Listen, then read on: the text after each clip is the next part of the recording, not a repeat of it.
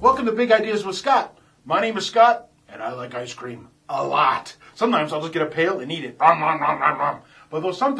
other times, I want it like with toppings, like with chocolate or hot fudge and peanuts and whipped cream and cherries and everything else, because I want something special, you know? And the same thing is true with print. Sometimes you just need something printed. And it's like, could you, fine, that's perfect. Other times, though, because of necessity or because you want something different, you'll put coatings on the print, you know, like toppings on ice cream. And so today, we're going to talk about the different kind of coatings that you can use or add to your print project. And we'll talk about what they are, how they work, and why you might use them and why you might not. So won't that be awesome? Let's go.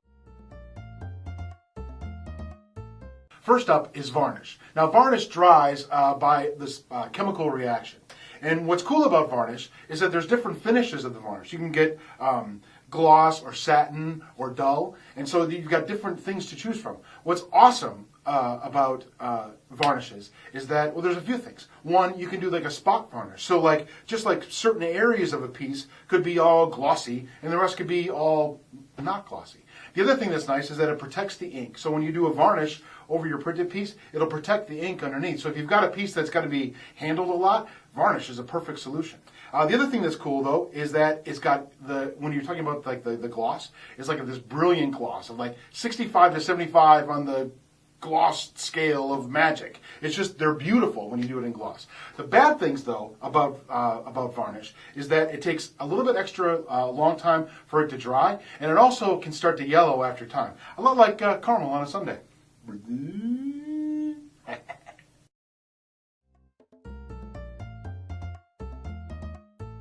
Next up is aqueous coating. Now, aqueous coating, as you probably could guess from the name, is water-based, and it's dried with infrared technology. Now, aqueous coating comes in different finishes too. You could get gloss, you could get satin, or you could get soft touch. Do you remember the mini passport that we probably sent you? If we didn't, ask for one. But this has soft feel or soft touch aqueous coating. It's actually really nice. Like, you'll never put it down. I can't put it down now. But the thing about aqueous coating is there's a number of benefits. One, like because it's water-based, it's environmentally friendly, which is awesome. Next up is that it's got a quick set time. So this infrared drying thing happens really quickly. So even after it's printed and we put the aqueous coating on, the drying time goes pretty quick. The other benefit is that it shows minimal fingerprints. And so when you've got a piece and if it's too glossy and you can see fingerprints, it looks kind of stupid. Like an iPad that people have touched too much. And then lastly, it is that soft touch thing, which is really unique. The only problem with aqueous coating is that there's no spot aqueous coating. It's like you flood everything or you don't do anything. But really, it's kind of like chocolate sauce. Who wants to just do spot chocolate sauce anyway? Really, you want it to cover everything.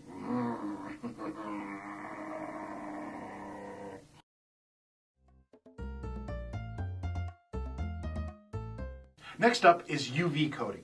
Now, UV coating is applied with a silk screen, and as the name implies, is dried with UV technology. It also comes in different finishes, so you can get gloss, satin, and dull UV coating.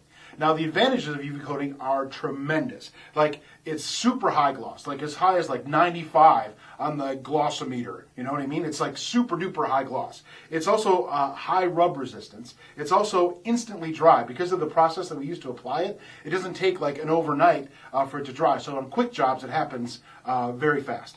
Next up is that there's spot registration available. So like we talked about when we were talking about varnishes, you could do a spot UV coating just to certain areas, and they can be super duper like glossy. And so there's also no VOCs, and so it's super environmentally friendly. And lastly, it's actually cost effective at higher quantities. And so there's a lot of advantages to UV coating. On the disadvantage side is because it's so thick, it's almost like a whole other layer to the piece. And so on parts of a piece that might get folded, it can show cracking in there. And the other thing is that it does show fingerprints. Because it's so glossy, like an iPad, it shows fingerprints quite easily. But there's certainly going to be great instances where high gloss is important. And sometimes, really, it doesn't really matter if you show fingerprints at all. Fingerprints.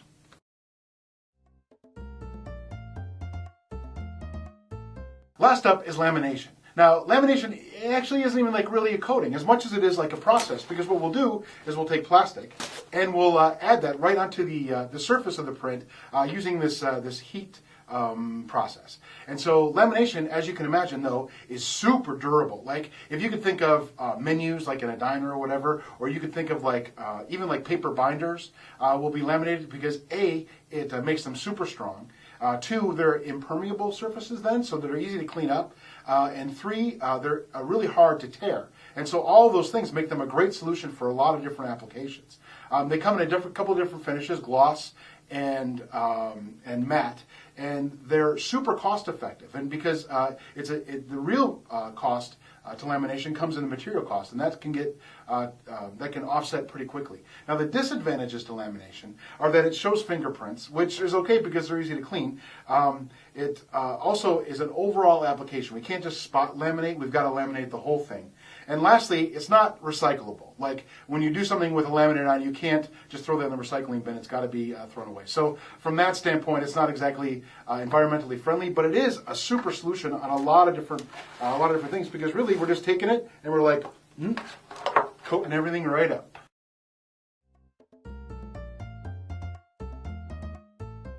So that's it. That's our simple introduction to coatings and lamination.